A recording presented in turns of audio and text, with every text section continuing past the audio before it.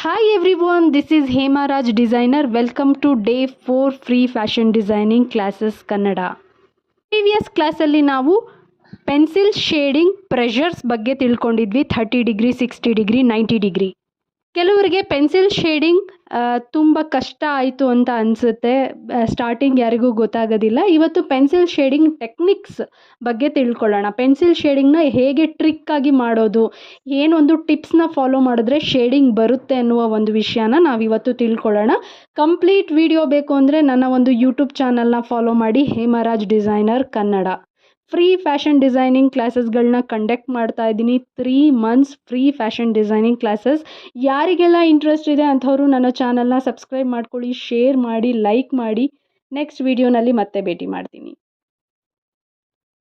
ಕೊಟ್ಟಿರುವಂತಹ ಅಸೈನ್ಮೆಂಟ್ಗಳನ್ನ ದಯವಿಟ್ಟು ಕಂಪ್ಲೀಟ್ ಮಾಡ್ಕೊಳ್ತಾ ಹೋಗಿ, ಆದಷ್ಟು ಬೇಗ ಚೆಕ್ ಮಾಡಿ.